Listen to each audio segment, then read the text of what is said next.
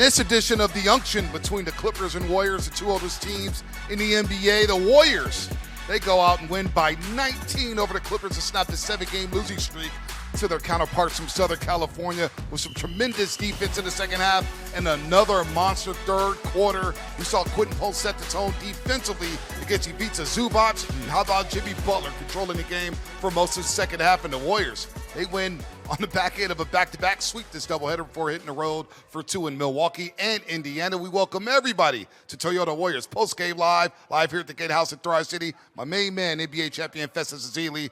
I am Bonta Hill. Clippers fought back in the second quarter, took a 3-point halftime lead, and then it was all Warriors from there. Absolutely, Bonta. This is a great win for the Warriors because the Clippers are the #1 offensively efficient team in the NBA. And the Warriors just held this team to 36% shooting from the NBA from the field.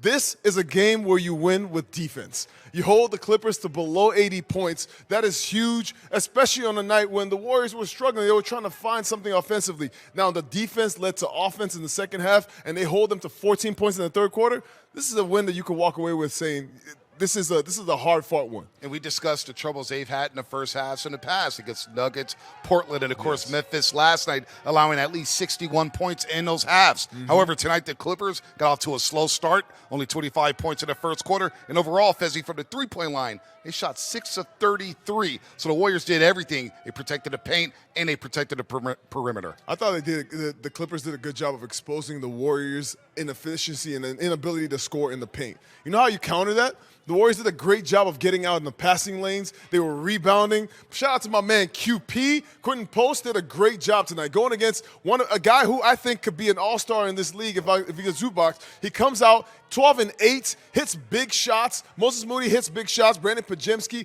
aids in the same way that Steph Curry and Jimmy Butler also carrying the torch. I think these young guys are showing more and more that they can carry the torch offensively. Well, the third quarter are becoming a thing for the Golden State Warriors, and you know all about that, Fezzi Fell, when the Warriors will come out at halftime and just blitz teams, and it happened again tonight, down 57-3. They end the third frame on a 25-6 run, and it led from defense to offense, a lot of deflections, active hands. You got J.K. finishing at the rim. Just all-around great team basketball in the third quarter. This is a bomb right here by Pods. I love the fact that everybody that took the ball, they wanted to make plays for other guys. They were running in transition, the Warriors were. And the way you can do that, not let the Clippers get set, is by getting stops. You see Big Al right there getting the rebound. QP getting in there.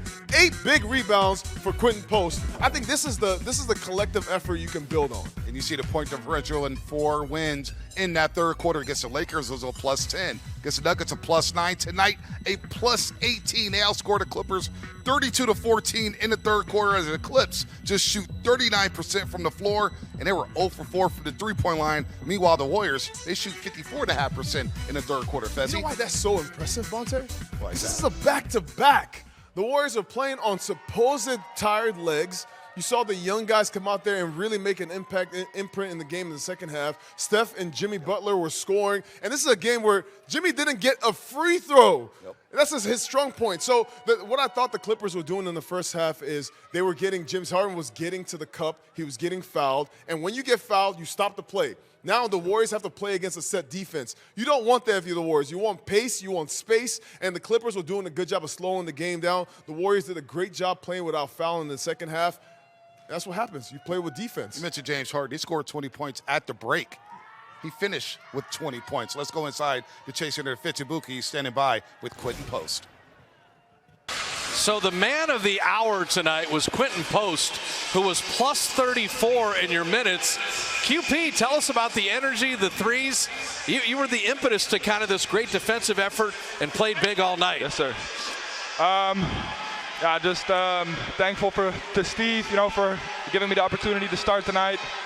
Kind of the first, what is this, game 4, game 5? The first few games I didn't really feel like I had an impact, so to be able to start and have an impact, yeah, feels great. And I thought it was really a defensive game. We held them to 79.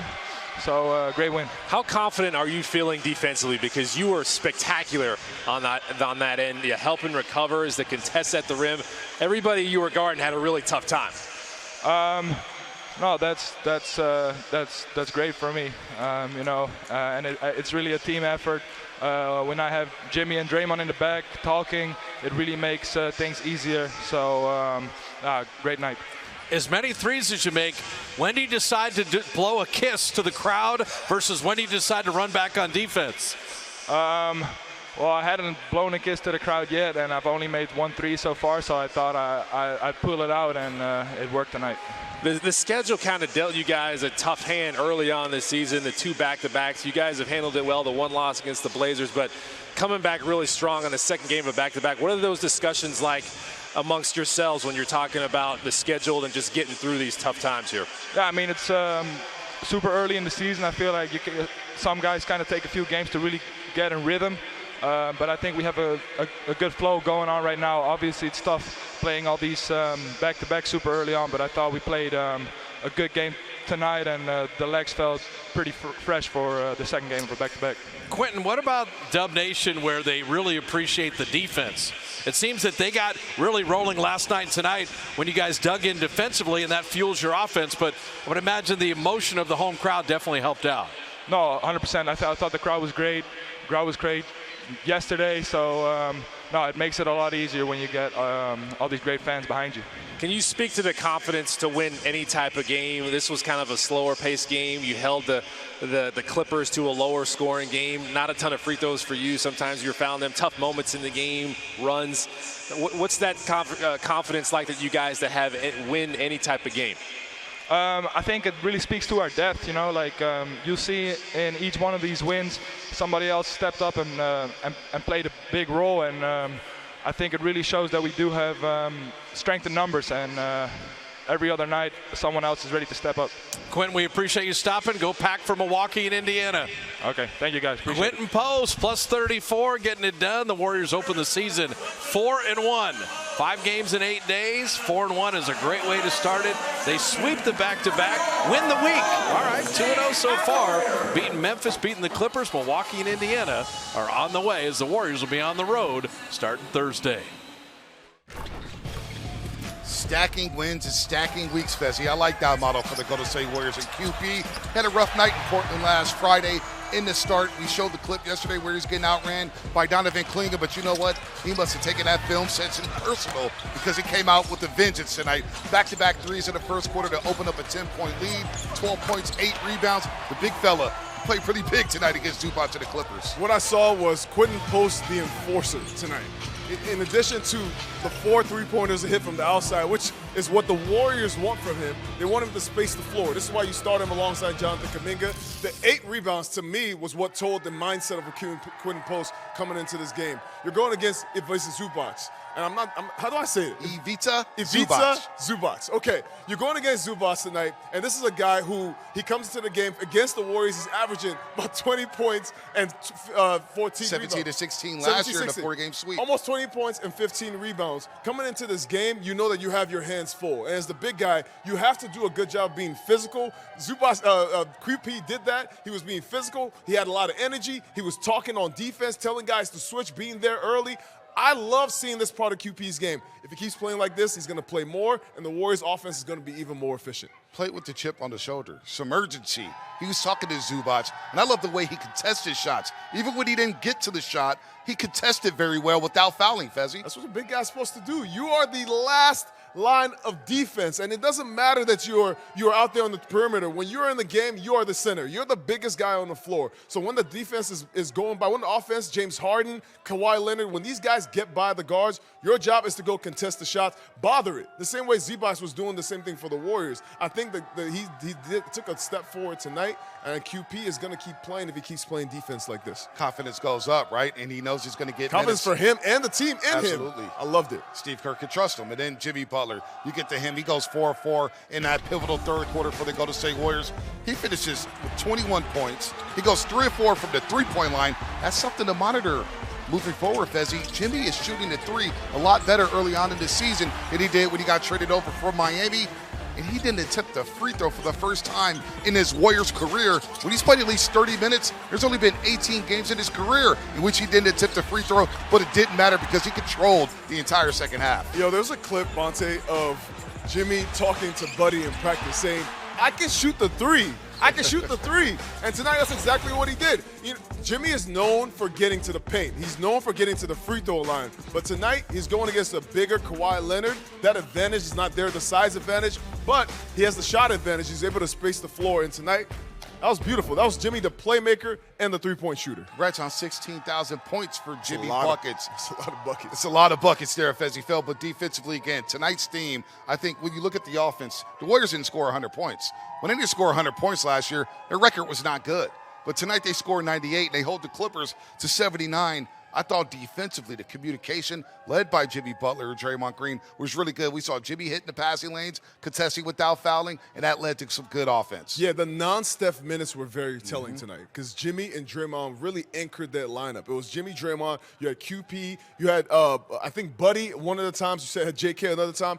These lineups with both those guys in there, those are the defensive lineups. But when Jimmy's hitting threes, they got to be the defense and the offensive lineups is really that's where the lead got blown open. I love the fact that these guys can switch. JK can switch with Jimmy. Draymond can switch with Jimmy. So that lineup is really dangerous, especially because those guys can also rebound. They have this interchangeable matchup between them and the Clippers, who are really big. So you can play small, you can play big with Jimmy, and I love the fact that they continue to find the same continuity even with those guys in the lineup. Collectively, they held Kawhi Leonard to 7 of 17 shooting.